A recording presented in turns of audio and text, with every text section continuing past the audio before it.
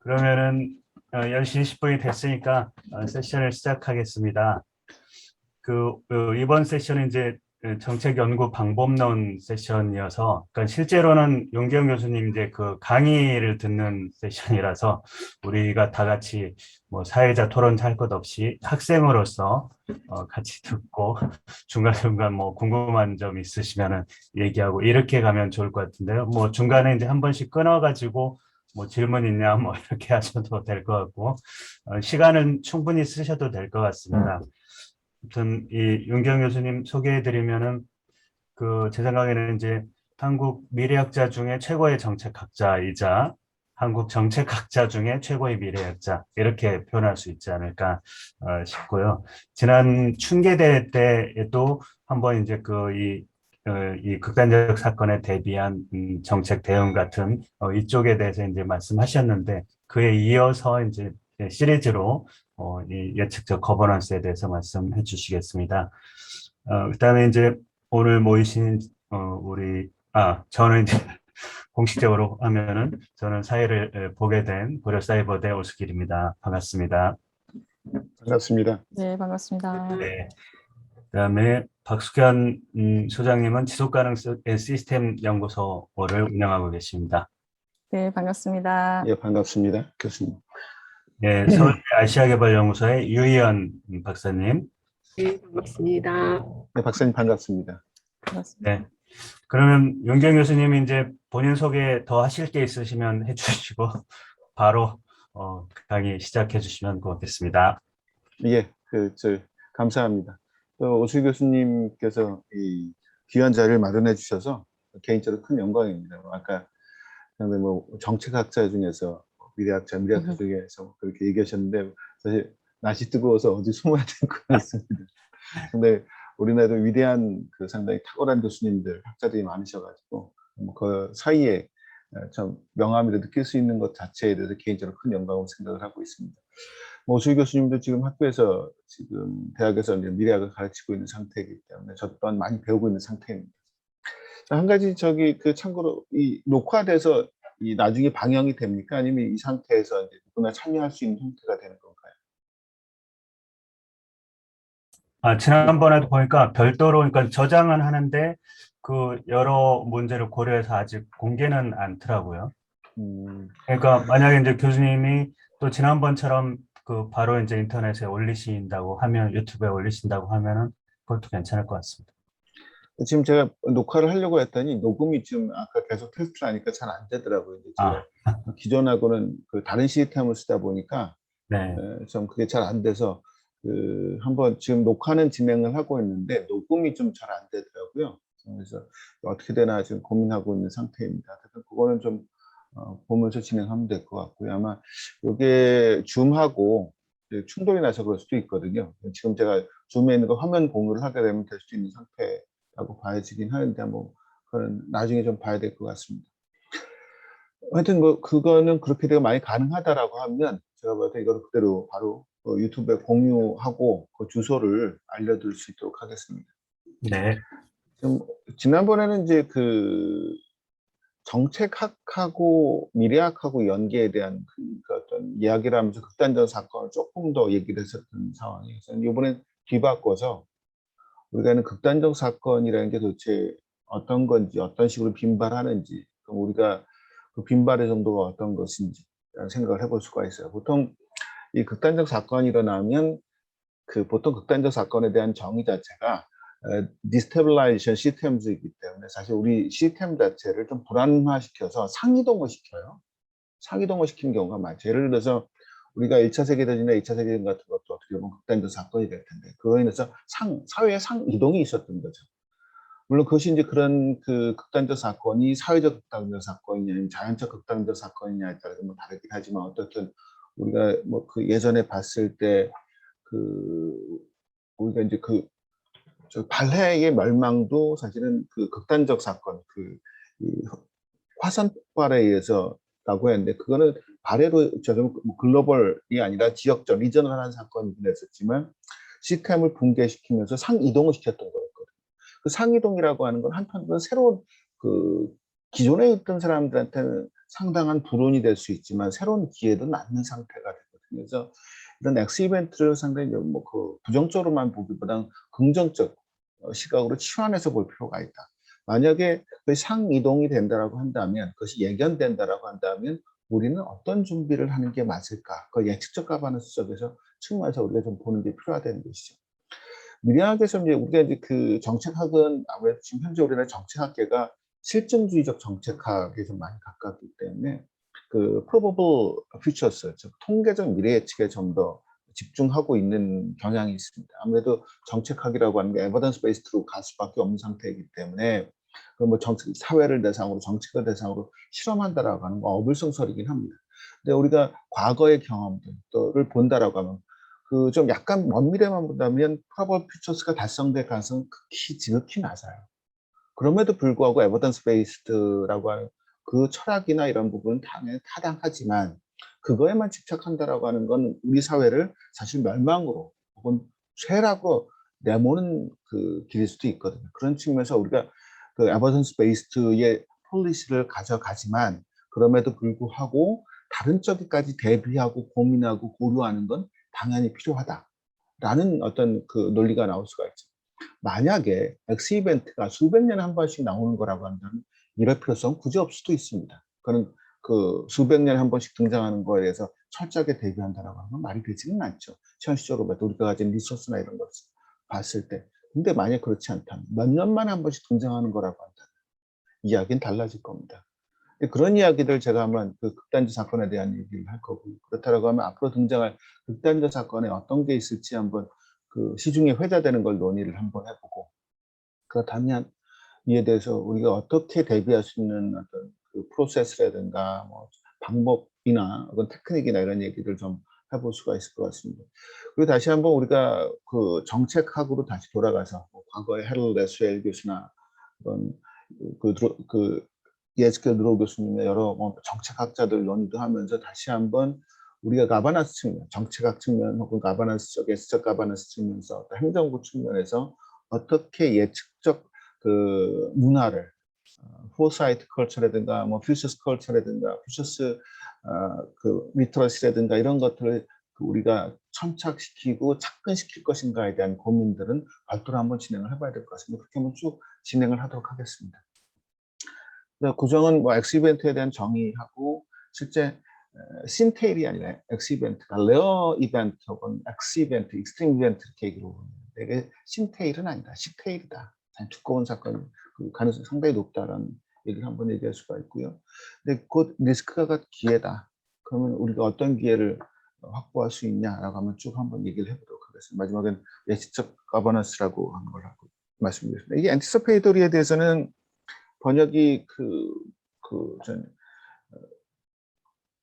뭐 예견적 이렇게 얘기하는데 예견은 보통 미학에서는 예견은 foresee인데요. foresee, foretell 뭐 이렇게 해서 약간 점쟁이 같은 느낌 혹은 좀 더 명료하게 보는 그런 느낌이 강해서 보통은 쓰지 않고 미래학에서는 좀 예측적이라는 표현들을 많이 쓰는데 사실 이제 그 약간 변론이긴 하지만 예측이란 단어가 사실 측정한다는 포캐스팅의 의미가 좀 더 강해요. 측정한다라고 하는. 그래서 그 인류 역사의 모든 역사에 보면 사실은 그 미래에 대한 어떤 그 예측적이나 이런 문화가 있고 당연히 동양삼국에도 있죠. 그렇다고 하면 미래 예측이라는 단어는 비교적 최근의 단어입니다. 미래라는 단어도 최근의 단어고 조선조의 때 주로 등장하고 또 불교하고 연계가 되는 거고 예측이라는 건 최근의 단어고 그 동양삼국에서 보통 원려란 표현을 많이 썼습니다. 멀원 생각하려.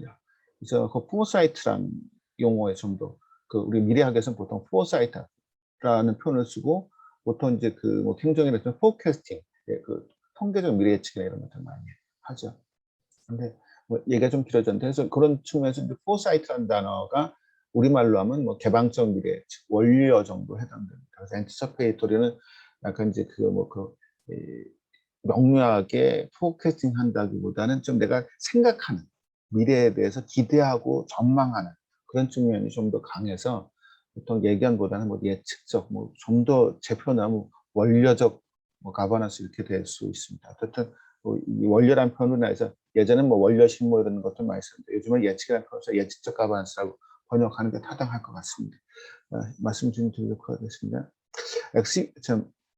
엑스이벤트라고 하는 부분에 대한 것들은 어떤 익스트림 이벤트에 대한 것들을 통해서 우리가 새로운 상이동이 일어난다라고 하면 그 상이동에 대한 것들을 우리는 이제 토마스 쿤의 뉴노멀의 사고를 볼 수가 있어요. 토마스 쿤이 뭐 그 패러다임 시프트, 뭐 과학혁명의 구조에서 그 패러다임 얘기하면서 이 정상과학을 얘기해요. 노멀 사이언스를 얘기합니다. 노멀 사이언스는 어떤 그 자체가 이전되고 위기가 생기고 혁명이 되면서 패러다임이 바뀌고 준 것들이 바뀌면서 새로운 노멀 사이언스가 바뀐다라고 얘기하고 있어요. 이 노멀 사이언스라고 하는 사고에서 포스트 노멀, 뉴 노멀이라고 하는 개념이 나옵니다. 우리는 보통 이 뉴노멀이라는 단어, 뭐 저도 뉴노멀이라는 책을 썼지만, 뉴노멀이라고 하는 거는 이제 상당히 어떻게 보면 진부한 단어가 됐죠. 2007년도, 8년도에 글로벌 금융 때도 하나 엑스이벤트인데, 그게 사회적 엑스이벤트인데, 그로 인해서 어떤 사회 질서나 글로벌 차원의 어떤 금융 질서라든가, 뭐 양적 완화라든가, 부의 이동이라든가 이런 것들이 양극화의 심화 이런 것들에 상이동이 일어나지 않습니까? 그래서 뉴노멀이 되는 거였었죠. 근데 과연 이게 뉴노멀인가? 아직은 포스트노멀 차원이 아닌가 그런 생각이 좀 듭니다. 그래서 우리가 이런 그 토마스 쿤의 어떤 사상 기본으로 노멀, 포스트노멀, 뉴노멀을 생각할 수가 있는데 제가 이제 이 이야기를 말씀드린 게 우리가 지금 현재 우리가 반복적으로 뉴노멀 얘기하고 그다음에 WF는 Great Reset을 얘기하죠. 근데 Great 리셋에 대한 이야기가 우리가 아직도 포스트노멀 이야기인가라는 생각이 들어요. 특히 그 파키스탄계 미래학자이시고 좀 영국 쪽 미래학자시죠. 그 사다르는 그 포스트노멀 사이언스, 포스트노멀 소사이티 이런 얘기를 많이 합니다. 아직은 인류가 새로운 그 정상적 질서나 이런 부분에 이제 못 들어갔다라고 하는 그런 측면을 얘기를 하는 것이죠. 이제 약간 이제 엑스이벤트하고는 별도 이야기일 수가 있지만 우리 반복적으로 엑스이벤트를 만나면 생기는 문제이기 때문에 정말 큰 시각으로 일단 말씀드렸고요. 교수님, 저기 그 화면 공유는 별도로 안 하실 건가요? 예? 그 저기 PPT. 화면 공유, 죄송합니다. 장비가 따로 돌아가는 줄 알았어요. 죄송합니다. 화면 공유를 했다라고 생각을 했습니다. 네. 다시 시작하겠습니다. 그 말씀 안 해주셨으면. 네. 여기서 이제 그 말씀드린 게 있으니까 간단하게 말씀드렸던, 이 극단적 사건과 예측 가버넌스 좀 말씀드릴 거고요. 이거는 우리 엑스이벤트가 도대체 뭔지, 엑스이벤트가 봤더니 생각보다 싱테일이 아니라 시크테일이다. 가능성이 상당히 높다. 그리고 이런 엑스이벤트가 사실은 누구한테는 기회가 될 수 있다. 모든 사람한테 기회가 될 수 있다. 그 엑스이벤트에 대한 건 아까 이제 상이동이라는 말씀드렸잖아요. 엑스이벤트에 대한 정의 보면 디스테빌라이제이션 시스템즈에 대한 얘기이기 때문에 그래서 그런 상이동 자체가 우리한테 누구한테는 상당한 뭐 위험이 되고 누구한테 상당히 기회가 될 수 있어. 우리가 그런 불가피하다면 어쩔 수 없는 거라고 한다. 코비드 19을 저희가 컨트롤하지 못했지 않습니까? 들어오는 거. 그걸 자체가 어떻게 기회로 만들 건가 이런 고민을 할 수가 있겠죠. 그럼 어떤 기회가냐라고 하는 거 그런 걸 대비하고 해서 우리 예측적 가버넌스, 그 정부 정책이라든가 정부의 체제라든가 이런 측면에 우리가 그런 것들 좀 고민해 봐야 된다는 말씀 다시 한번 드리겠습니다. 그리고 아까 이제 앞에서 이게 화면 공개가 안 됐을 때 말씀드렸던 건 진행하면서 좀 더 상세하게 말씀드려서 그 이후에 청자들이 충분히 이해할 수 있도록 말씀드리도록 하겠습니다. 우리가 이제 보통 엑스이벤트가 일어나면 새로운 뉴노멀, 상이동이 일어나기 때문에 그 페이지 시프트가 일어나기 때문에 뉴노멀을 얘기하는데 뉴노멀 이야기는 이제 토마스 쿤의 과학혁명의 과학혁명 구조에서 얘기했던 노멀 사이언스에서 그 패러다임 체인지가 돼서 뉴노멀로 전환된다라고 합니다. 여기서 보통 그 용어를 가져오는 게 있습니다. 노멀이 요 사이에서 포스트 노멀이 된 거죠. 아직 이행 단계, 드리프트 단계 되고 부유하고 논쟁 단계 되고 새로운 질서가 정착되지 않은 포스트 노멀, 그다음에 새로운 질서가 정착된 뉴 노멀 이런 얘기를 할 수가 있습니다. 아까도 제가 말씀드렸지만 저도 그 코비드 19과 관련돼서 뉴 노멀이라는 책을 썼었지만 정확하게는 포스트 노멀 상태로 좀 보여요. 그 새로운 질서가 정착되기 위해서는 좀 더 많은 시간과 갈등과 조정이 좀 필요하다고 보여집니다. 포스트노멀에 대한 것들은 그 파키스탄계 그 미래학자이고 이제 영국에서 활동하신 사다르가 포스트노멀이라고 하는 그 인터넷 사이트나 그런 것들을 만드시고 글도 많이 쓰시고 하고 좀 했었습니다. 그 포스트노멀과 관련된 주장들을 하시고 계세요. 그리고 그 이게 포스트노멀 사이언스라고 하는 그 이야기들도 혹은 주장들도 꽤 있는 상태입니다. 어쨌든 우리가 지금 21세기 전반기에 저희가 지금 현재 노멀에 있냐, 뉴노멀에 있냐, 포스트노멀에 있냐라고 하는 것들은 각자의 시각과 판단에 따라 다르겠지만 저 개인적으로 봤을 때 포스트노멀 상태다. 더더구나 이제 뭐 기후위기라고 하는 게 아마 우리가 가장 가까이 볼 X 이벤트가 될 텐데 이런 우리 진행 중에 있기 때문에 인간 사회든 이런 부분들이 아직은 새로운 질서에 정착이 되어 있지 않다. 안착되어 있지 않다라고 하기 때문에 우리 포스트노멀이라고 볼 수 있을 것 같습니다. 하여튼 이 얘기는 뭐 그 근본은 아니고요. 어쨌든 이거를 제가 한번 이 학자들이 어떻게 인식하고 있는지를 좀 보기 위해서 구글 앵그램을 해서 워딩을 좀 찾아봤어요. 포스트노멀에 대한 거 거의 나오지 않고 뉴노멀에 대한 것들은 21세기 들어서 급증하죠. 사용례가. 예, 구글 앵그램 우리가 이제 제가 이제 구글 트렌드하고 구글 앵그램은 흔히 보여드리는데 구글 앵그램들은 지식 생산자가 관심 갖고 있는 척도가 되고 그다음에 구글 트렌드는 그런 지식 소비자들이 관심 갖고 있는 척도가 됩니다. 반드시 일치하지는 않아요. 반드시 일치하지는 않는데 어쨌든 뉴노멀에 대한 것들이 상당히 올라갔다라고 할 수가 있어요. 그래서 포스트노멀에 대한 논의들은 좀 더 복잡성이 있다 보니까 우리 포스트노멀은 불안하고 거부할 수 있는 약간 불안한 느낌이 들지 않습니까? 아직 새로운 질서가 오지 않았기 때문에 그런 측면에서 좀 인기는 없는 상태다. 근데 저희가 좀 뉴노멀도 뉴노멀이지만 좀 포스트노멀에 대한 논의 좀 해볼 필요가 있다는 생각이 들어요. 그다음에 제가 구글 트렌드를 봤는데 재밌는 게 요때 뜨고 요때 뜨죠. 그러니까 대중의 학자들의 관심은 지속해서 증가를 하는데 대중의 관심은 2019년 코비드 19 때 잠깐 뜨고 싹 수그러든다는 거죠. 이거는 요때 뛰는 거는 재밌는 거는 요거는 TV 드라마 이름이 뉴노멀이라는 TV 드라마가 있었던 겁니다. 그래서 요 TV 드라마가 이 드라마야. 여기 보면 게이 커플이고요. 이거는 그 싱글 머더고 이제 아이인데 이 게이 커플이 아이를 갖고 싶어서 싱글 머더를 대리모로 채용을 하는 그런 과정에서 이야기가 되는 것 같아서 이게 이제 가족관계 뉴노멀을 얘기를 하는 거죠. 그렇죠. 어떻게 보면 우리가 그 가족관계에 있어서 그런 가족의 의미, 형태의 변화들은 조만간 보게 될 것 같아요. 더더구나 요즘 메타버스 상당히 화두가 되지 않습니까? 메타버스 관련돼서 지금은 상당히 논의 자체가 하이프되었다라고 보긴 해요. 그래도 20년 안에는 상당히 대중화되어 있을 거다. 저는 그 단계를 그 세 단계로 나눠서 얘기하는데 2030년도까지는 상당히 보고서 몇몇 보고서들이 결의 같은 게 상당히 보급도가 높을 거라고 전망을 하거든요. 근데 2030년도 이후라고 하면 그런 것들 메타버스가 상당히 일상생활에 많이 관여되어 있을 거고 일상생활에 관여가 된다라고 하면 이성이 만나는 그건 어떤 영적 배우자를 만나는 인생의 배우자를 만나는 통로 자체의 변화가 있을 거고 이는 말 그대로 가족관계의 근본적인 변화를 가져올 거다. 말 그대로 뉴노멀이 될 거다라고 생각합니다. 이런 것들에 대한 얘기를 하고 있어요. 근데 이제 이런 것들은 좀 재미삼아 얘기해야 되는 가정의 얘기가 되는 건데 일단 이때의 그 치고 올라가는 것들에 대한 상당한 두려움이 있었던 것이죠.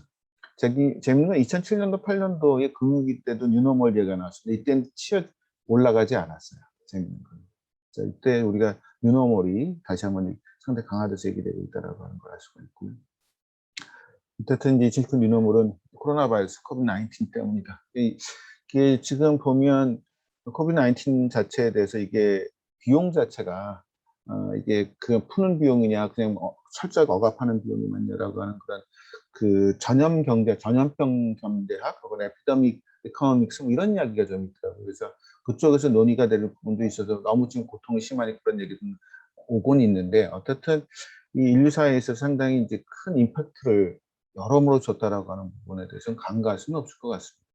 그래서 제가 썼던 책을 좀 자랑을 하면 이 책이고요. 그래서 제가 뉴노멀 책을 얘기하면서 디지털 트랜스포메이션이 심화되면서 우리가 인류 사회가 좀 더 빨리 바뀔 거다, 뭐 이런 얘기를 하는 거고, 제가 그 코비드 19을 검은 코끼리라고 했어요. 검은 코끼리. 근데 뭐 그걸 제가 처음 명명한 것은 아니고요. 사다르, 아까 말씀한 사다르가 지와딘 사다르가 이제 그 팬데믹이나 이런 분들이 예측하면서 검은 코끼리다.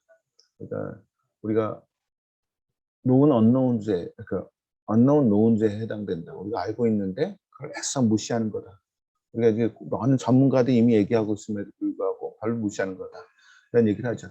2011년도인가, 그 2001년도인가에 이제 그 사스, 제가 지금 기억에 2000년대 초에 사스 있었고 그랬었을 테고, 그 다음에 신종플루가 나왔었을 때 이 부분에 대한 것들이 전 세계에 있는 많은 사람들이 걱정을 하고 있었죠. 왜냐하면 과거 2019년도에 글로벌 그 팬데믹 때문에 그 스페인 독감에 대한 경험들이나 이런 것 때문에 새로운 전염병이 등장할 거에 대한 그런 것들 반복적으로 경고를 했었는데, 사실 많은 그 정부 지도자들이 그 자체의 복잡성이라든가 혹은 내부의 경제 발전 이런 것들 애써 무시를 했던 부분들이 있었던 것이죠. 그래서 그런 그 이야기를 하는 거고요. 지금 저는 이런 것들이 누적이 되면 살아나는 새로운 기회, 새로운 질서들이 올 거라고 생각하고 있습니다.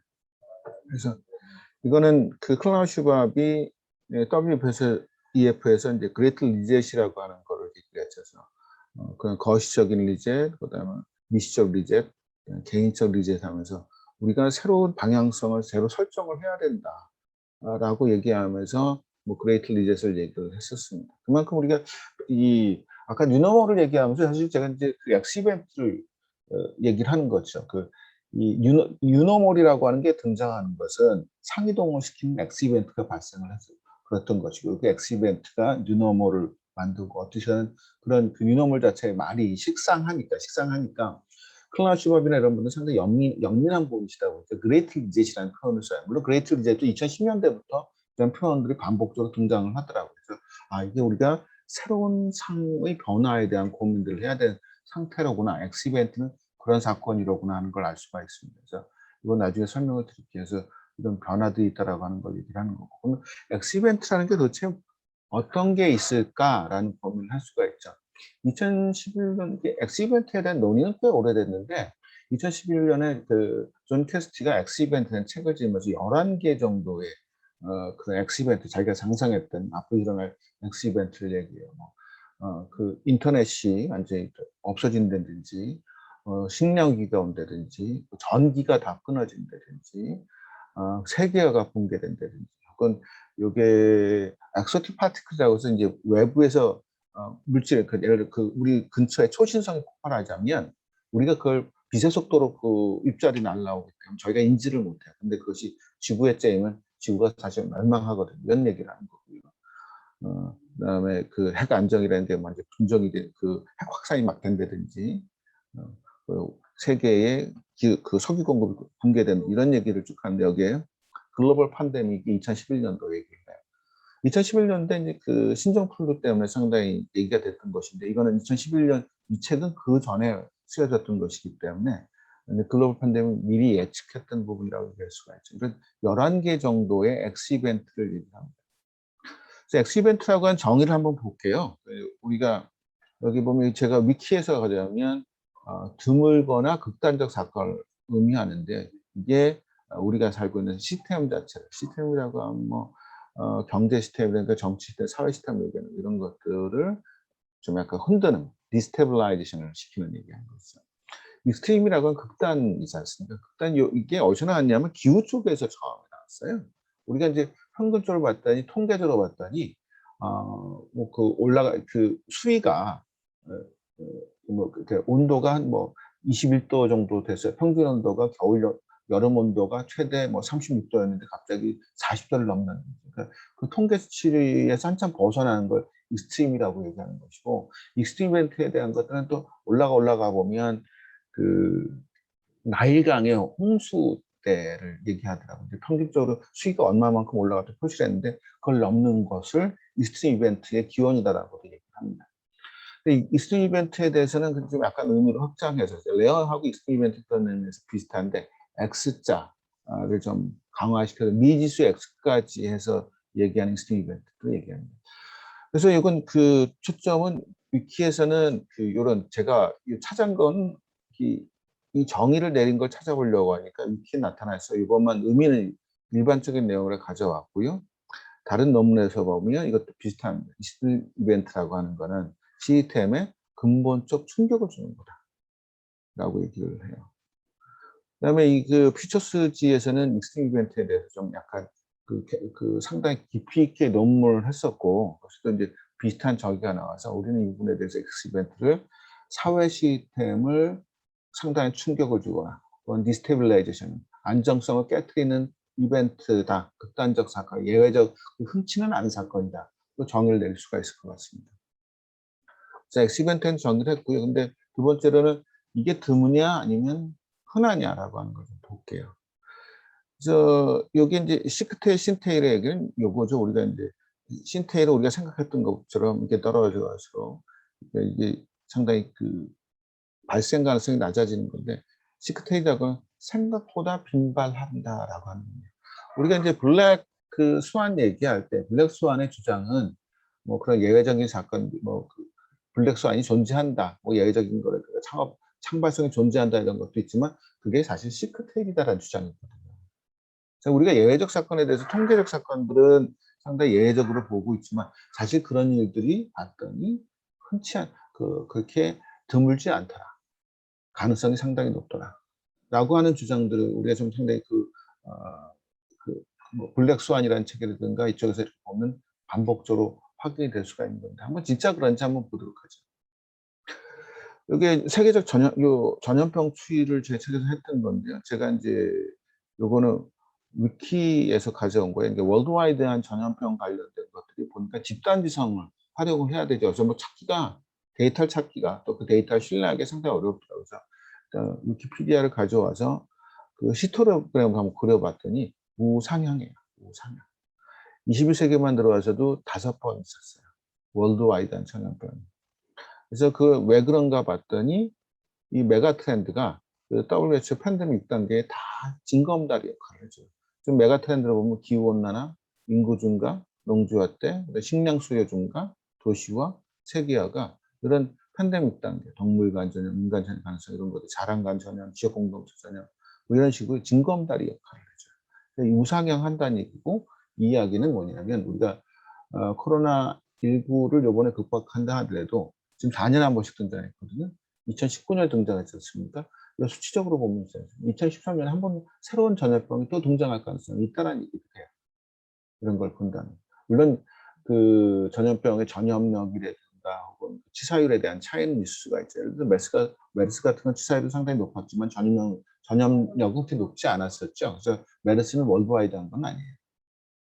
근데 어쨌든 이 부분에 대해서 봤을 때, 이제 적어도 전염병은 좀 증가하고 있구나, 라고 하는 걸 알 수가 있어요. 그래서 그러면 우리가 21세기 엑스이벤트를 한번, 이게 엑스이벤트이냐 아니냐라고 하는 부분에 대한 것들은 좀 약간 논쟁의 여지는 있을 수가 있지만, 그 어느 정도는 그 동의를 하실 거라고 저는 생각을 합니다. 그래서 엑스이벤트를 그 영향의 정도를 따져서 글로벌이냐, 리저널이냐, 사람이 만든 거니, 자연이 만든 거니라는 거에 대해서 4분면을 좀 만들어 봤어요. 코비드 19은 자연과 사람이 아까 제가 얘기했던 메가 트렌드는 사람이 만든 거잖아요. 기온난화부터 세계화, 뭐 도시화 이런 부분들은. 그래서 코비드 19는 요즘에 차지를 한다. 2007년도, 8년도 파이낸셜 크라이시스는 완전히 사람이 만든 거다. 그리고 글로벌 차원이다. 9.11 인시던트는 어떻게 보면 미국의 이야기지만 글로벌 영향을 줬고 사람이 안 되니까 이쯤을 차지한다. 닷컴 버블은 약간 그 사람이 이건 좀 표현 잘못됐네. 리저널하고 글로벌 사이에 있는 거죠. 사스는 사람이고 그다음에 약간 중국에 주로 영향을 줍니다. 후쿠시마 지진은 완전 자연에다 일부 지역에 해당되는 거예요. 물론 상당히 넓은 지역이 됐지만 이게 2021세기에 등장하는 하나, 둘, 셋, 넷, 다섯, 여섯.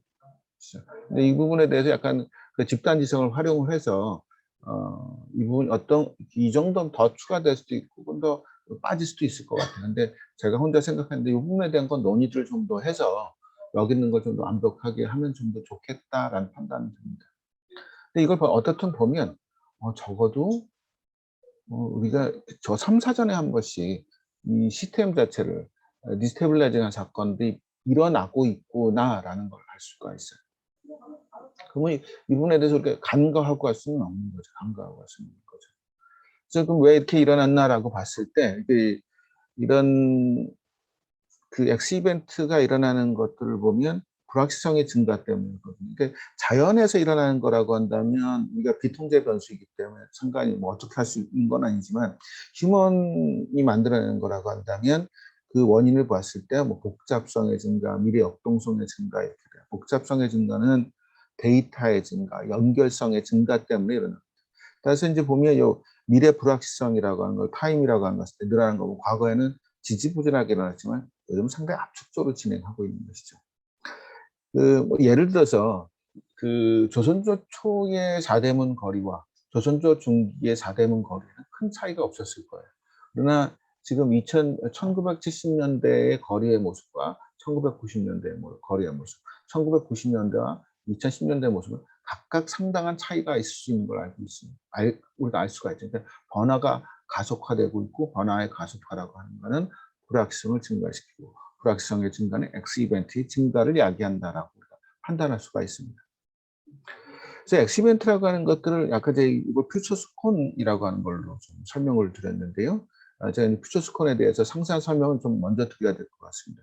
퓨처스콘은 이제 미래학에서 쓰고 있는 상당히 그 흔히 쓰는 설명 도구예요. 그래서 미래학이라고 하는 거는 뭐 미래를 점치는 학문은 아니고 미래의 불확실성, 미래의 변화에 대한 학문이거든요.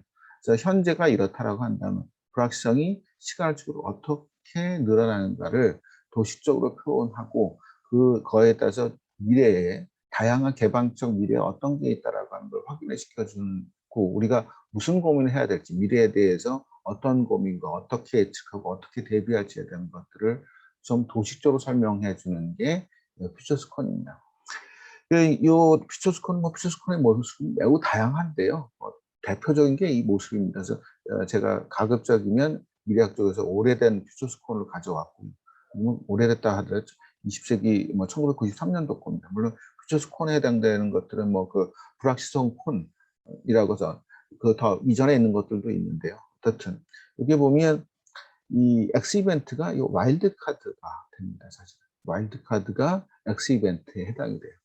그래서 그 퓨처스 콘을 보면 프로버블 퓨처스 현재 상태가 지속되는 통계적 미래. 우리 정책학에서 주로 이걸 갖고 접근하죠. 그다음에 플로저블 퓨처스. 과학적 지식이나 그래서 그럴듯해. 맞아, 그럴 가능성이 충분히 있어. 개연 미래. 파서블 퓨처. 가능은 해. 근데 어렵지 않을까? 이런 게 파서블 퓨처입니다. 파서블 퓨처 예를 들어서 빛보다 빠른 우주선이 현재 물리학 법칙에 의해서 가능해요. 중력 거품이라고 하는 거 하면 그 빛보다 빠른 그 우주선이 가능합니다. 가능은 해라고 했을 때 그 얘기를 하는 거예요.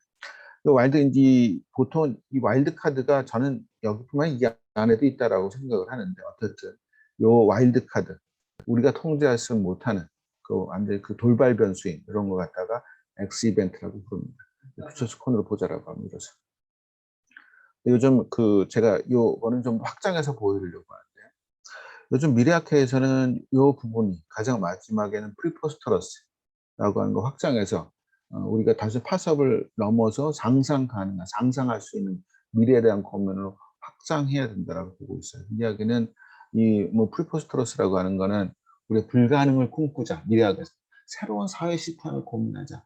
불가능한 이야기를 해보자. 우리가 기후 변화에 관련돼서 주어진 길로 간다라고 하면 인류 사회는 상당히 암울한 길로 걸어갈 겁니다. 근데 거기서 우린 그 길로 걸어가는 그 강제된 길을 가는 게 아니라 새로운 가능성을 한번 꿈꿔보자. 넬슨 만델라의 용서와 대화를 한번 꿈꿔보자. 우리가 새로운 사회 번역을 꿈꿔보자. 이런 것들이 프리포스토러스의 이야기예요. 근데 이제 이런 프리포스토러스로서의 불확실성이 확장된다라는 얘기. 한편으로는 우리가 인지할 수 있는 X 이벤트도 증가한다라고 얘기할 수 있을 겁니다. 그래서 이런 측면에서 한번 가져왔던 거고요. 그래서 X 이벤트에 대한 것들이 와일드 카드만 있는 게 아니라 이런 known knowns, unknown unknowns, 이런 unknown knowns 이런 것들을 가지고 우리가 좀 확대해서 볼 필요가 있다. 즉 우리가 그 단순하게 우리가 불현듯한 돌발 변수로서의 엑스이벤트뿐만 아니라 이미 우리가 알고 있지만 성큼성큼 다가오는 그거에 대해서 애써 무시하고 있던 그레이 리노 이런 것들도 우리가 엑스이벤트로 함으로써 우리가 좀 더 적극적으로 그런 시스템 자체를 흔드는 그런 돌발 변수를 적극적으로 파악할 필요가 있다라는 얘기를 하고 싶습니다. 이건 이제 그 럼스펠트 매트릭스고요. 우리가 알고 있음을 알고 있다. 우리가 모르고 있음을 알고 있다. 우리가 알고 있으면 모르고 있다. 모르고 있으면 모르고 있다. 이런 것들에 의해서 우리가 한번 적극적으로 우리가 파악해 볼 수 있는 부분들이 좀 있을 겁니다. 그래서 이런 얘기를 좀 해놨고요. 이건 참 실수를 했네요. 여기 좀 이렇게 그 위험이 곧 기회다라고 아까 말씀드리면 그러면 진짜 그러니 한번 확인해 보도록 할게요. 사스는 알리바바를 키웠어요. 사스로 인해서 사스가 발발하면서 사실 비대면 거래, 온라인 거래가 폭발적으로 증가를 했습니다. 그래서 인해서 알리바바는 그 470빌리언, 그러니까 뭐 4,700억 불의 기업으로 성장을 했죠. 근데 물론 지금 알리바바는 지금 시진핑이 어떤 민족주의적이고 어떤 국가자본주의적이며 어떤 그 전제주의적인 그런 걸 회귀함으로써 상당히 미래가 불투명하긴 합니다. 우리가 어떻든 그거는 그 내부의 문제고 그것 하나의 어떻게 보면 엑스이벤트가 될 수도 있죠. 그래서 이런 것들 보면 이런 사스라고 하는 엑스이벤트가 이걸 키웠네. 그리고 우리나라는 어떨까요? 우리는 코비드 19으로 해서 어떻게 됐을까요? 코비드 19으로 해서 우리나라가 경제 성장률이 OECD 국가 중에서 가장 높았고, 근데 뭐 높았다는 게 마이너스가 적었고 뭐 이런 부분들이 있죠. 그래서 이거 보면 2019년도에 2%, 2020년도에서 마이너스 10%, 2020년도 3.2% 증가할 거라고 보고 있는 상태이기 때문에 OECD 국가 중에서 상당히 양호하고 그걸 통해서 다른 나라를 제치고 지금 쭉쭉쭉 올라가고 있는 상태죠. 이미 이게 2020년인데 2021년도에는 더 좋아졌을 거예요. 일본에 비해서 실질 구매력 지수를 보면 3,000불 정도가 더 올라가 있는 상태죠. 그래서 더 계속 올라가고 있는 상태이기 때문에 이게 새로운 위기가 새로운 기회가 된다라고 하는 걸 알 수가 있어요. 제가 이제 그 엑스이벤트 중에 또 하나가 오일 쇼크가 있었죠. 근데 오일 쇼크는 그 로열 더치 쉘을 10몇 위 정도 그 정유회사 중에서 10몇 위 정도 석유 관련된 페트롤리엄 컴퍼니 중에서 10몇 위였었는데 이쪽에서 이제 그 미래 예측을 통해서 그 대비를 해서 그것을 단박에 2위까지 올라갔어요. 제가 이제 기회라고 얘기를 말씀드렸는데 아까 사스의 알리바바는 그냥 그 운때가 맞았던 거였고 우리나라의 경우에는 이렇게 올라갈 수 있었던 게 뭐 초기에 대응을 잘하고 사회 공동체적 정신이 상당히 높았고 등등의 이유가 있습니다. 근데 초기에 대응을 잘했다라고 하는 거는 메르스 사건으로 인해서 우리가 이 검은 코끼리를 보지 않고 화이트 코끼리를 봤기 때문에 우리는 대비를 잘했거든요. 초기에. 근데 그것이 그것만 갖고 얘기하기는 좀 어렵죠. 국민들이 가진 역량들, 공동체 정신 이런 것들이 전부 다 발휘돼서라고 봐야 되는데 어떻든 초기 대응을 잘했고 정부가 그런 부분에서 잘했다라고 하는 건 평을 좀 해줘야 되는 것이고 그런 측면에서 이야기는 코비드 19에서 우리나라가 이렇게 성장하고 새로운 시스템 디스테빌라이징 됐을 때 새로운 그 상이동을 했었다. 새로운 질서를 우리가 주도를 했었다. 근데 그거 봤더니 우리가 준비를 했었더라라고 하는 걸 알 수가 있어요. 아까 이제 제가 로열 더치쉘은 제가 얘기를 안 드렸었는데 로열 더치쉘조차도 우리가 오일 쇼크를 대비를 해서 바닥에서 위로 치고 올라갔던 그 대비를 했기 때문에 예측했기 때문에 그런 부분이 되는 거죠. 근데 이런 경험들은 반복됐기 때문에 우리는 그럼 엑스이벤트가 일어나면 그거에 대해서 미리 대응하고 기다리는 사람이 있겠구나라고 하는 걸 알 수가 있죠. 그게 대표적인 게 러시아입니다. 그 기후 온난화로 인해서 가장 득을 볼 물론 그 러시아에 대해서는 뭐 상당히 그쪽에 토양 자체가 높기 때문에 뭐 육지나 이런 부분들이 좀 약간 무너질 거다 이런 것들도 있는데 가장 이득이 볼 나라가 또 러시아이기도 해요. 왜냐하면 첫째 그 러시아 이 기후 온난화가 되면 CO2가 올라가면 이 산림선이 올라갑니다. 산림이 더 풍부해져요. 두 번째로는 농업선도 올라가요. 농업 한계선도. 그래서 이 러시아에서는 지금 제가 2020년도 그걸 가져왔죠. 지금 2018년, 27년인가 보면 푸틴 대통령이 클라이머트 체인지에 대해서 러시아가 어떤 이득을 볼 것인가 보거나 기획을 하라라고 지시를 내린 걸로 알고 있어요. 그러면 이 러시아는 그 기후위기에 관련돼서 이렇게 고민을 하고 있는 거죠. 그렇다라고 하면 우리가 얘기를 할 수가 있죠. 기후위기는 어떻게든 생각보다도 가속화될 가능성이 높아요. ESG 얘기하고 하지만 제가 봤을 땐 저의 소견으로 보면 박 교수님도 상당히 공감하실 거라고 생각이 드는데 생각보다 좀 빨리 진행이 되고 있어요. 지금 최악의 시나리오보다 더 나쁜 시나리오가 될 가능성이 상당히 높아요. 2040년경에 우리가 지구 평균 온도가 1.5도 그 산업화 이전보다 1.5도 올라갈 거라고 이미 IPCC에서 예견했다가 새로운 모델로 보면 2030년대에서 10년이나 앞당겨졌지 않습니까? 그러면 우리가 10년 후에 그렇게 된다는 게 아니라 그보다 더 앞당겨질 수 있다는 얘기가 되는 거예요. 뭐 기후 온난화가 뭐 4, 5도 올라간다고 해서 인류는 멸망하지는 않겠지만 상당히 많은 사람이 죽겠죠. 그 얘기는 더더 우리가 이렇게 볼 때 사막화는 더 강화될 거고요. 브라질 같은 경우 사막화 진행이 될 거고 미국이나 상당히 힘이 약화될 가능성이 상당히 높아요.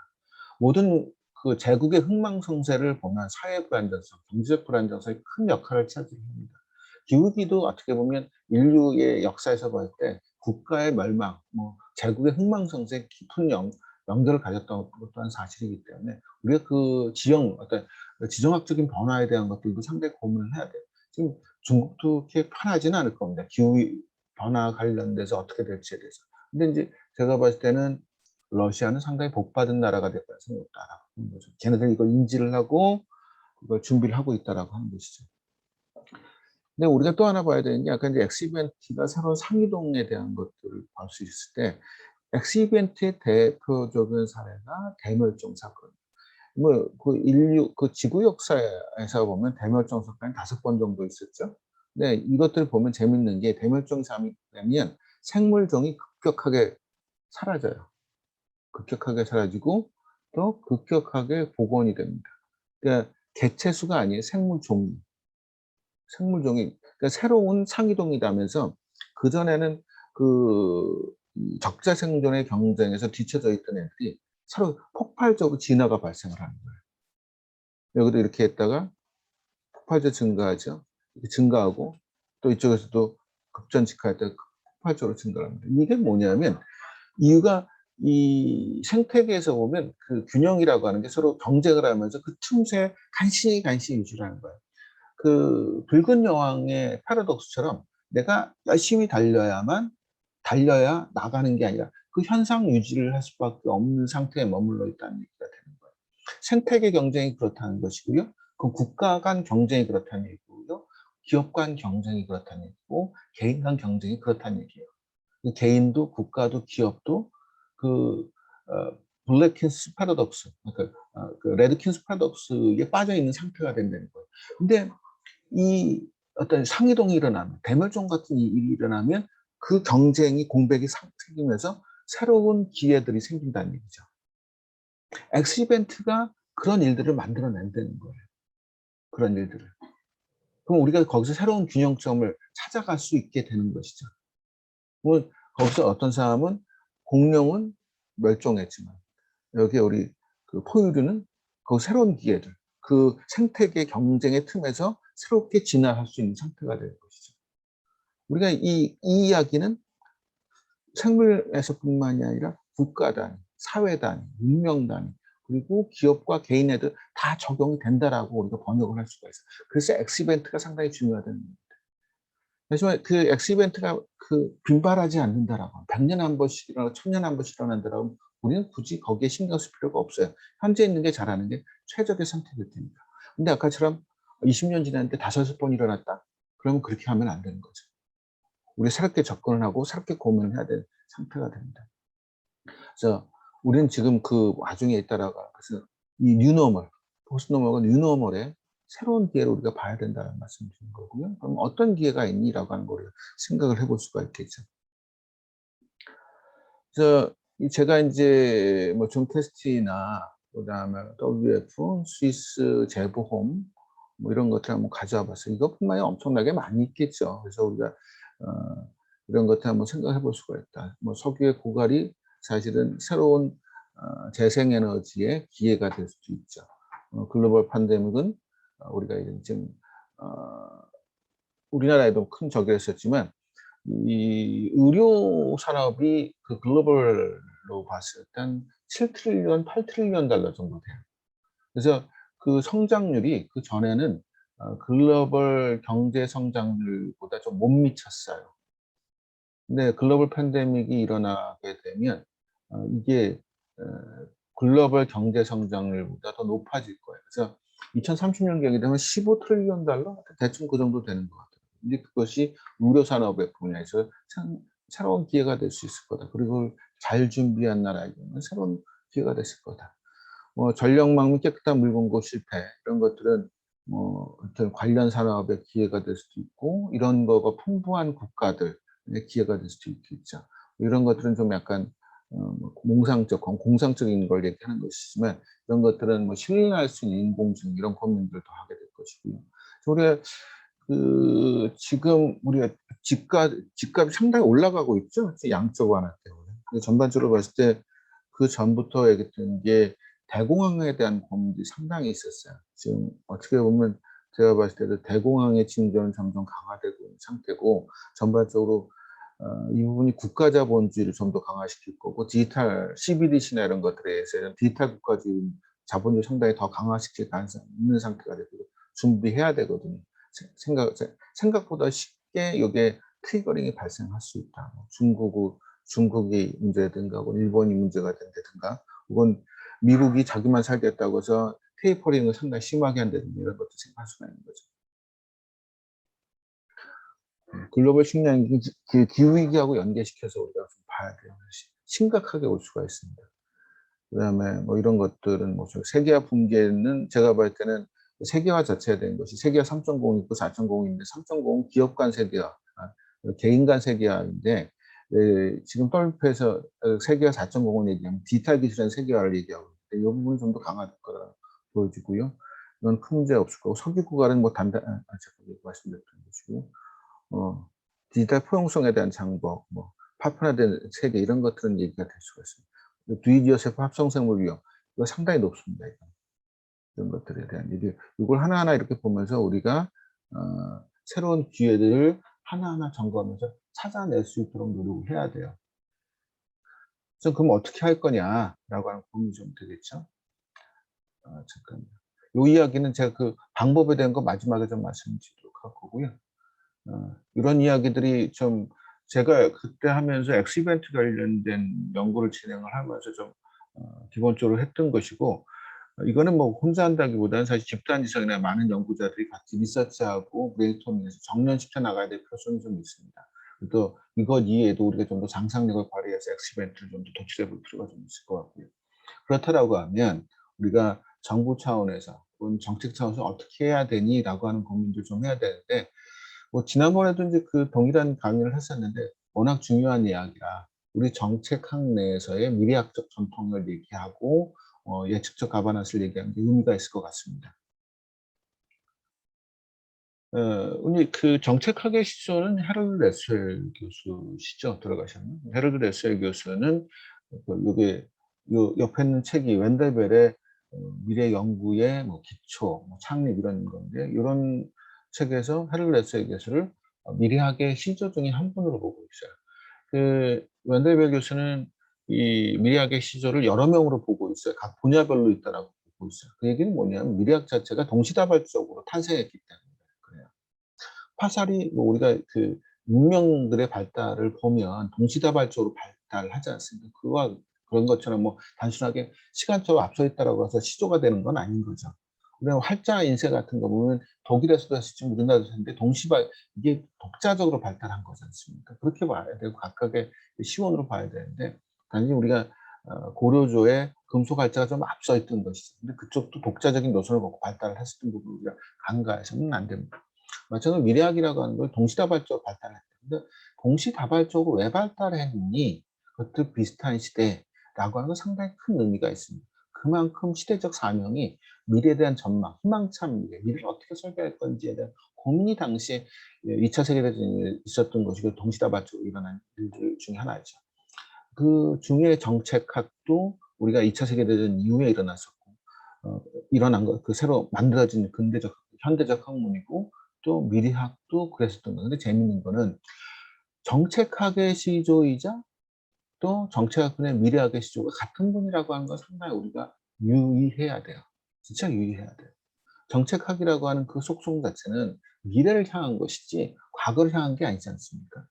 미래라고 하는 우리가 끊임없이 변화하는 그 상황에 대해서 정책학은 그걸 보고 접근해야 된다라고 하는 것들을 하롤드 게스는 명료하게 얘기를 했었고요. 그것이 맥락이라는 표현도 전 얘기하셨다고 봐요. 그래서 하롤드 게스 교수는 그때 이제 그 예일 콜로키엄이라고 하는 걸 결성해서 같이 활동을 하셨어요. 예일 콜로키엄은 이제 이 데니엘 벨 교수 하버드 대학 교수시죠. 근데 웬델벨이나 하롤드 게스 두 분 다 이제 그 예일 대학이었기 때문에 2대 1로 예일이 주관이 돼서 예일 콜로키엄이라고 하셨나 봐요.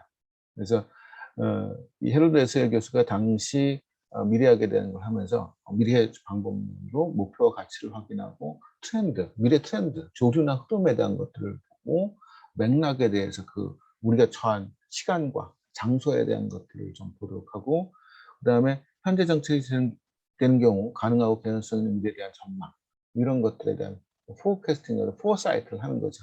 그래서 정책 대안의 창안 평가 및 선택을 하도록 되어 있어요. 지금 하고 있는 어떤 미래 예측 과정과 미래 예측의 방법이나 이런 거 크게 차이가 없습니다. 근데 특히 요 네 번째 사항을 보면 이제 그 WRR 그 덴마크죠. 덴마크 쪽에 그 WRR 보고서가 있는데 정책학에서 미래 포캐스팅을 하는 이유는 이게 어떻게 보면 현재 정책이 지속되는 경우에 달성되는 미래를 포캐스팅하는 이유는 해당 정책이 실패할 거를 확인하기 위한 거다. 라는 얘기도 해요. 그러니까 그만큼 서로 연관성이 있다라고 하는 부분을 우리가 볼 수가 있고요. 그럼 헤럴드 레스의 교수가 그냥 정책학에서 그냥 아웃사이더를 그걸 내어냐, 그러니까 미래학하고 결합시키는 우리가 고민이 될 수가 있지 않습니까? 우리나라에서 뭐 그 약간 이제 나라별로 학자별로 좀 인정하는 건 다르지만 헤럴드 레스의 교수의 어떤 뭐 제자, 동료라고 이제 예측해 들어 교수님이 봐요. 그래서 요 이야기 좀 하면서 좀 그 예측해 들어 교수님 책을 제가 번역도 했기 때문에 이것도 같이 좀 얘기를 하겠습니다.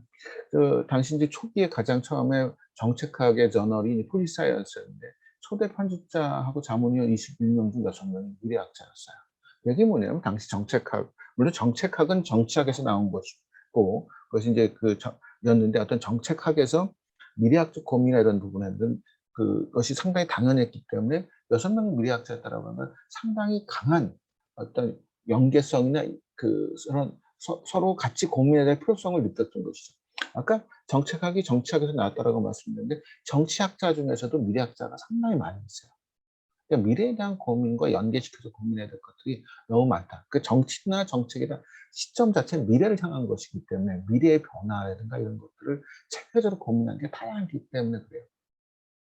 근데 아까 말씀드렸던 이제 하롤드 레스웰 교수의 수제자라고 우리나라에서 인정된 그리고 폴리시 사이언스의 중시조라고 하는 예측켈 드로우 교수님이 이제 퓨처스라고 하는 미래학 저널 중에 가장 좀 권위가 있죠. 초대 편집위원이었고요. 1996년까지 13편의 논문을 쓰세요. 그래서 상당히 관여를 많이 하셨죠. 우리 이제 그 정책학에서 흔히 얘기하는 드레옹, 브루어, 몰리터 이런 분들도 정책학자이면서 미래학자세요. 우리 정책하고 행정하고 약간 다르지 않습니까? 행정학은 뭐 인사, 재무 쪽에 좀 가까운데 그 행정학 분야에 이제 교수님 윌리엄 던 교수님, 윌리엄 던 교수님도 미래학의 중요성을 역설을 했어요. 그러니까 이 이야기는 헤럴드 레스웰 교수님만의 주장이 아니라 정책학에서 일반적으로 동의되고 있는 분야다, 고민하고 있는 거다라고 하는 것도 우리가 확인할 수가 있습니다. 예측해드로 교수님 거를 좀 약간 가져가세요. 얼마나 미래학적 고민이 철저한지 될 것인지. 이 논문은 1996년도 논문이에요. 그러니까 한 두세 쪽 정도의 논문보다는 글이에요, 그냥. 퓨처스에 올라가는.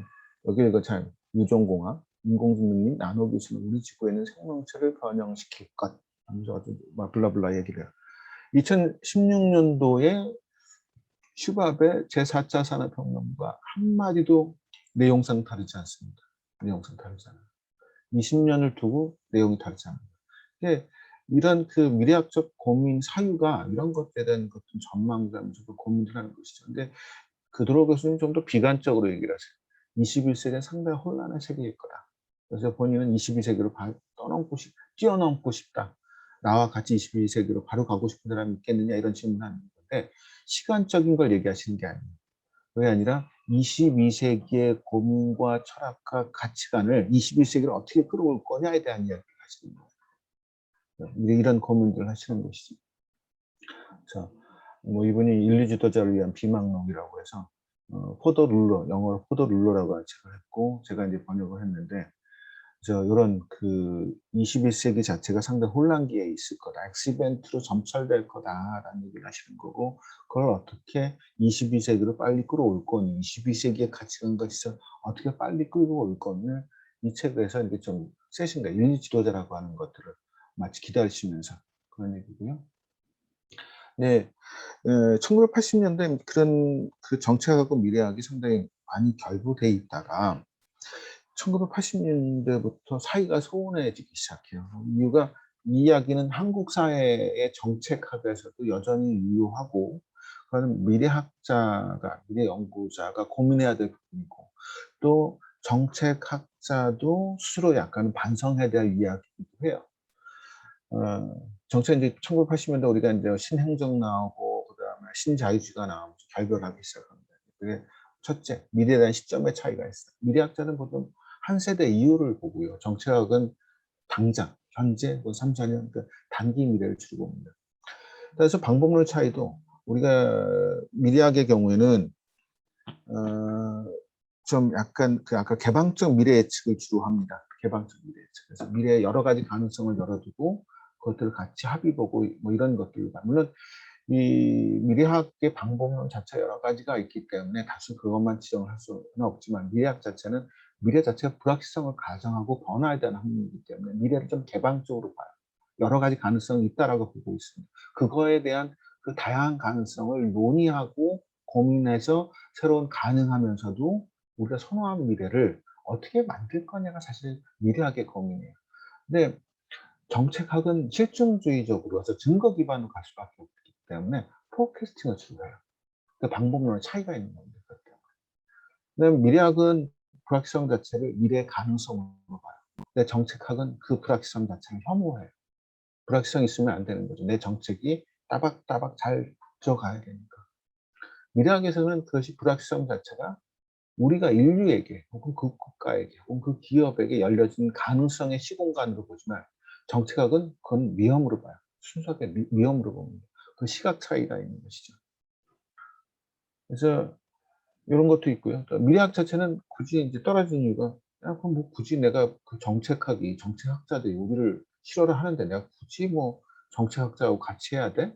뭐 내가 할 때가 한두 군데야? 뭐 난 뭐 기업하고도 일해야 되고 여기도 같이 일해야 되고 이런 고민을 하게 됩니다.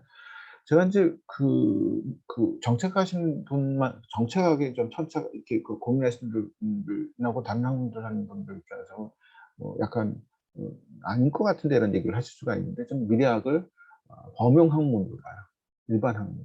왜 그렇게 보냐면 우리 일반 학문이라고 부를 수 있는 게 물리학, 화학, 뭐 역사학, 철학 이런 것들이지 않습니까? 모든 학문엔 철학이 있고 역사가 있어요. 모든 그 자연과학은 수학이나 뭐 물리학적 생각이나 이런 게 전제가 돼야 되는 것이죠. 그러면 우리가 다시 그런 기준으로 본다라고 하면 모든 학문에 미래학적 고민이 없나요? 다 있는 거죠. 경제학에도 있죠, 정책학에도 있죠, 기술에도 있죠. 모든 것에 있기 때문에 뭐 역사 자체에서도 난 역사에서는 미래학을 가르칠 수 있다고 봐요. 그런 측면에서 미래학 자체는 그냥 범용성이 있어요.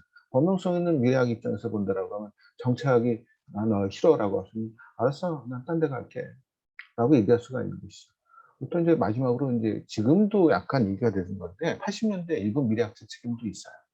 일본 미래학자는 내가 미래를 알아요. 난 예견할 수가 있어. 내가 미래를 만들 수 있어. 내가 정답이야. 이런 미래학자들이 꽤 있었어요.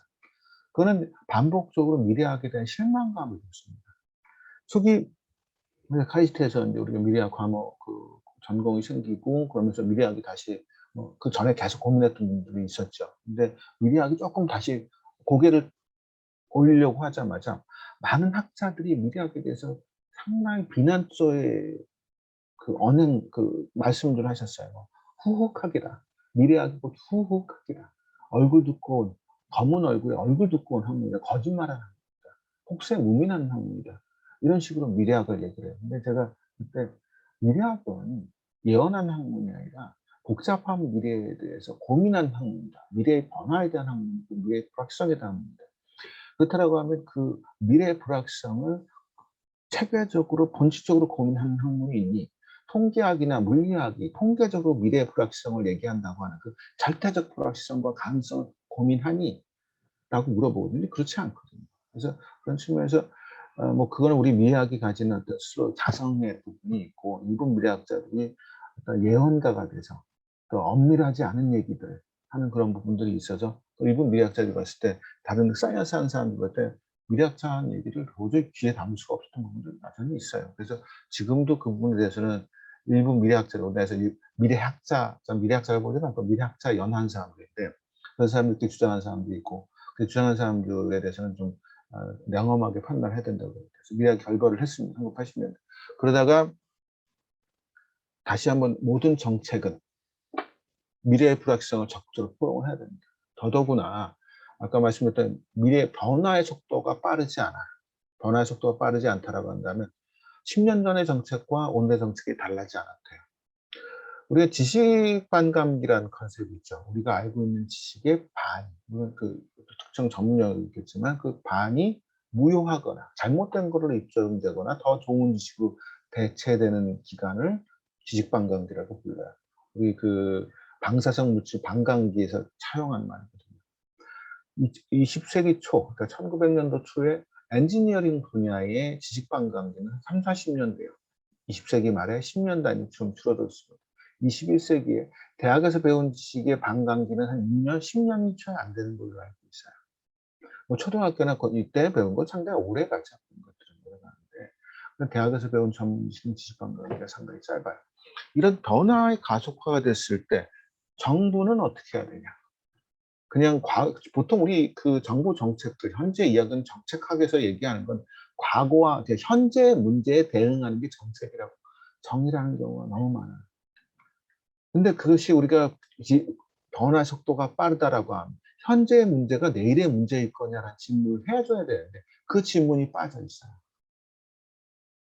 그래서 그런 부분에서 정책학이 미래에 대한 변화를 적극적으로 포용하면서 이야기가 진행될 수 있도록 해야 되고 그것이 정부 주도의 미래 예측이 예측적 가바넌스예요. 그래서 레온 푸어스는 그 화이트하우스에 좀 있었어요. 거기서 백악관에서 있으면 그런 것들을 했었고 이분이 민주당 정부도 있었거든요. 지금 대통령 누군지 기억이 안 나는데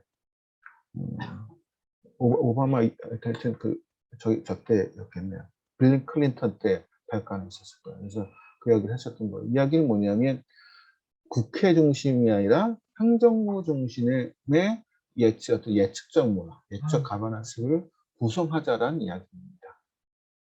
그래서 이런 얘기들이 좀 있고요. 그다음에 우리가 좀 정책학에서 가장 중심에 대한 폴리시 랩에 대한 고민들을 상당히 많이 해야 된다고 봐요. 우리나라에서 폴리시 랩에 대한 얘기가 좀 별로 없어요. 제가 우리 정책학에서 혁신이라고 한다면 지자체가 옆에 있는 그 정책을 카피오는 걸 혁신이라고 불러요. 우리가 폴리시 엔터프라니어십에 대해서 체계적 고민이 너무너무 약해요. 제가 봤을 때 우리나라 정책학에서. 물론 정책학 자체에서는 그게 강하지는 않습니다. 근데 우리가 이제 경영학에서 엔터프라니어십에 대한 체계 고민이 상당히 크거든요. 왜 정책학은 정책의 어떤 엔터프레너십에 대한 폴리시 엔터프레너십에 대한 고민이 없는지에 대한 고민도 좀 해봐야 되고 우리 정책의 창의 논리를 할 때 폴리시 엔터프레너를 얘기를 하면서 폴리시 엔터프레너 자체의 환경과 얘네들이 어떻게 해야 되는지에 대한 얘기 하지 않아요. 그냥 그건 주어진 조건을 보는 거죠. 근데 저는 이 부분에서 나는 어떤 사이언스다 라고 하는 거에 너무 후퇴되어 있는 게 아닌가라는 측면에서는 상당히 많이 비판하고 싶습니다. 근데 그 실천적 대안 중에 하나가 폴리시 랩이에요. 폴리시 랩. 폴리시 랩은 그 EU 쪽에서는 상당히 많이 활성화되어 있는 상태고, 그러니까 도시 단위, 국가 단위, 지역 단위, 리저널 단위에 다 있거든요. 근데 폴리시 랩, 근데 여기 이제 잉글랜드 쪽에, 유나이티드 킹덤 쪽하고 EU 쪽하고 약간 달라요. 폴리시 랩은 동일한데, 유나이티드 킹덤 쪽이 제가 볼 때 방법론들을 좀 상당히 세밀하게 했는데 약간 긍정하기는 좀 어려워요. 그 방법론들이. 근데 EU 쪽 폴리시 랩은 제가 볼 때 방법론은 상세하게 제시는 않고 이 정도만 제시를 했어요. 그래서 뭐 미래 예측, 모델에 기반하고 형태주의적이니까 이거 통계적, 접근해야 되고 엄밀성을 가져야 되며 그다음에 디자인 방법론을 해야 된다라고 얘기하고 저는 이 포사이트에 상당히 집중해야 돼요. 사실 이걸 통해서 우리는 증거 기반과 그다음에 미래를 예측하는 걸 동시에 조화롭게 어떤 정책을 실험할 수 있는 실제 이걸 통해서 실무로서 실제 하기 전에 작은 실험실 단위 혹은 좀 더 필요하면 사회 실험 단위로 확장해서 적용할 수 있는 체계를 가져갈 수 있는 것이죠. 이야기는 그 OECD의 옵시에서도 똑같이 나옵니다. 우리가 정책학이나 이런 쪽에서 우리 한국 사회에서 이 부분에 간과하고 있다든지 실제 정책을 만드는 실무가 입장에서는 포사이트라고 하는 건 상당히 중시될 수밖에 없는 상황입니다. 그런 측면에서 많이 논의가 되고 있고요. 그러면 우리가 이제 여기서 제가 얘기했던 것도 그래 엑스이벤트 중요한 거 알겠어 많이 빈발하는 거 알겠어. 그래서 이미 해외에서는 이미 그런 포사이트나 그런 그 폴리시 대비나 퓨처스 뭐 이런 부분에 대한 논의도 하는 건 알겠어. 그럼 이거를 엑스이벤트 중심으로 어떻게 풀어낼 거야라고 하는 것들을 제가 제언을 드리려고 합니다. 근데 이 부분에 대한 것들도 저희 어떤 가장 기초적인 어떤 개념적인 것이기 때문에 사실 저는 이런 논의들이 좀 더 이렇게 체계적으로 많은 학자들끼리 같이 논의되면서 발달을 했으면 참 좋겠다는 개인적인 소망을 가지고 있어요. 물론 이제 이야기는 우리 이제 스태프의 박병원 박사님이 과학기술 측면으로 이제 엑스이벤트에 대해 상당히 전문성이나 이런 걸 가지고 논의를 하셨어요. 그래서 저는 그 이야기에서 좀 더 발달을 시켜서 기술 정책이나 이런 게 아니라 일반 정책으로 좀 확대하자라는 주장을 좀 거기에 약간 거의는 없게 약간 좁쌀 정도 얹어놓은 정도에 불과하다는 일단 말씀드리도록 하겠습니다. 그래서 저는 이제 제가 제시한 방법이 가장 일반적인 특별한 건 아닙니다. 그래서 일단 연구하면서 했던 거고요. 그래서 엑스이벤트를 좀 기존에 많은 기관 리서치라든가 스위스라든가 WFH 이런 것들 엑스이벤트를 조사하고 거기다가 우리가 상상력을 더해서 엑스이벤트를 더하고 엑스이벤트 자체에 대해서 우리가 가능성이 많은 이벤트 임팩트는 어떻게 돼? 글로벌이야 리저널이야. 우리한테 영향을 미치는 평가를 하고 그에 대해서 좀 골라진 거에 대해서 엑스이벤트를 상세 정의를 하고요.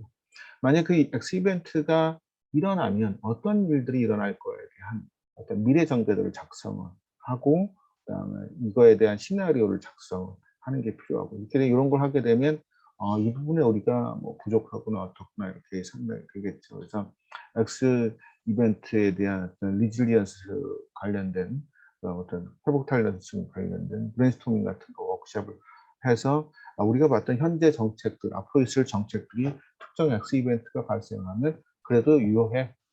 아니야 이거는 좀 상당히 무효해야 될 것 같아. 이건 오히려 거꾸로 더 부작용을 상당히 많이 하게 할 것 같아. 이런 윈드 터널링 같은 걸 할 수 있을 것 같아요. 이렇게 해서 하고요. 그다음에 정책 의제 도트하고 정책 의제 정의서를 작성을 하고 그 정책 의제가 적용이 되면 미래 변화에 따라서 우리가 구조적 힘이 있고 어떤 기후위기라든가 인구 구조라든가 그다음 디지털 트랜스포머에 진행되는 건 구조적 힘이거든요. 그냥 쭉 간 메가 트렌드예요. 그거하고 엑스이벤트하고 이제 3 호라이즌스로 해서 내 정책이 각각의 미래 시점별로 어떤 영향력을 있을지 좀 보고 하는 이런 체계를 가져가서 얘기를 해보면 거기서 정책 이런 것이 우리 정책 아젠다 설립을 하고 그것이 정책으로 대안에서 정책 결정되기까지는 우리가 정부나 국회하고 계속 논의를 해야 되는 것이기 때문에 그런 과정을 거쳐야 되겠죠.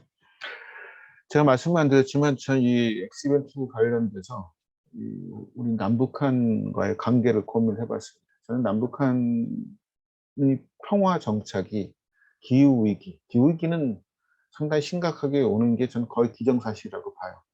그것이 우리 혼자만 극복할 수 있는 것도 아니고 우리나라도 상당히 에너지 집약적 산업들을 많이 갖고 있기 때문에 오히려 탄소 국경세 이런 것들이 심화되면 상당히 거기에 큰 임팩트를 받겠죠. 저는 거기보다 화석연료 수출입 통제의 극단적 사건까지 일어날 가능성을 염두에 둬야 된다. 그랬을 때 이런 기후위기에 대응하는 에너지 문제, 그 다음에 식량 문제, 이게 기후위기는 곧 식량 문제이기도 해요. 이게 사막화가 진행되면서 인류가 소모할 식량 생산성을 상당히 떨어뜨리기도 하고 지금 보면 그 기후위가 되면 해수면 상승이 되고 해수면 상승이 되면 해안 홍수가 일어나요. 빨리 뭐 한 수십 미터 올라가는 게 아니라 또 해안 홍수가 일어나게 되면 그 경작지가 많이 훼손이 됩니다. 지금 인류의 경작지의 많은 부분이 해안가에 있거든요. 저지대에 있어요. 그리고 또 이 기후 온난화가 진행이 되면 농업 지도가 바뀝니다. 그다음에 어업 지도도 바뀌어요. 그래서 우리가 그거에 빨리빨리 적응하지 못하기 때문에 그에 대응하기 위해서는 제가 아까 러시아 지역이 상당히 곡창지대로 될 가능성이 있거든요. 특히 콩 같은 걸 많이 생산할 수 있을 겁니다. 그와 연계하기 위해서도 남북한 통합 협정이 필요합니다. 뭐 인구 문제도 마찬가지죠. 지금 인구가 우리나라 0.83, 그다음에 북한이 1.7, 2.8 정도 돼요, 출산율이. 근데 제가 한번 북한에서 이제 이탈하시는 최경희 소장님, 샌드 연구소의 최경희 소장님인데 우리 미래학교 회원이시기도 하고요. 그래서 한번 제가 여쭤봤습니다. 만약에 북한에서 국가를 위해서 우리가 이제 경제 성장이 충분하니까 앞으로 각 가정 모든 사람 다 결혼하고 각 가정당 5명씩 낳아. 라고 하면 나을까요? 안 나을까요? 나을 거랍니다. 나을 거래요. 그 이야기는 뭐냐면 30년 후에 북한과 남한의 인구가 비슷해질 수 있다는 얘기예요. 북한은 그걸 하면서 평화협정하면서 이런 얘기를 하겠죠. 우린 50년 후에 투표로 남북한 어디를 위주로 통일을 할까? 라고 제안을 할 수 있을 거다. 미리. 뭐 그런 얘기를 했더니 한편으로는 고개를 끄덕거려요. 제가 봤을 때도 그럴 수 있을 것 같습니다. 근데 어쨌든 다시 근데 이런 남북한 평화 관련돼서 얘기를 했는데 그런 당위성에 대한 설명을 드렸는데 남북한 평화 정착은 주변의 수많은 이해관계 때문에 너무너무 어려워요. 사실은. 그 얘기는 뭐냐면 현재 있는 시스템을 디스테빌라이즈를 해야 우리한테 새로운 기회가 온다는 거예요. X 이벤트는 빈발합니다. 점점 더 늘어날 거예요. 그 X 이벤트의 빈발은 어떻게 보면 남북한의 근본적 문제를 해소할 수 있는 기회가 될 수 있다. 저는 그 하나의 예시를 드는 거고 우리 X 이벤트들이 빈발할 거라면 그거에 대해서 어떤 리스크와 어떤 기회가 있을지에 대해서 우리가 확인을 해야 되고 그거에 대응한 우리가 그거에 대해서 뭐 리질리언스를 갖고 있는지 그걸 이용할 수 있는지에 대해서 미리미리 고민하고 정책을 수립해야 된다. 그것이 어떤 소수의 의견이 아니라 정부 제도권 내에 논의로 좀 확장되었으면 좋겠다. 뭐 국정원에서 그런 논의를 하든지 아니면 외교부에서 그 논의를 하든지 아니면 통일부에서 논의를 하는 것이 좀 필요치 않을까. 특히 뭐 에너지 쪽이라든가 혹은 기후 쪽 이쪽 관련된 것에도 그런 논의를 상당히 심도 있게 해야 된다. 그런 생각이 듭니다. 그래서 이 논의가 다시 말해서 좀 더 확장됐으면 참 좋겠다라고 하는 것이 개인적인 바람입니다. 제가 우리 50분까지인데요. 참 여기서 일단 강의는 아니고 제 개인적인 생각이나 이런 것들을 밝히는 걸 마치도록 하겠습니다. 질문 있으면 받도록 하겠습니다. 감사합니다.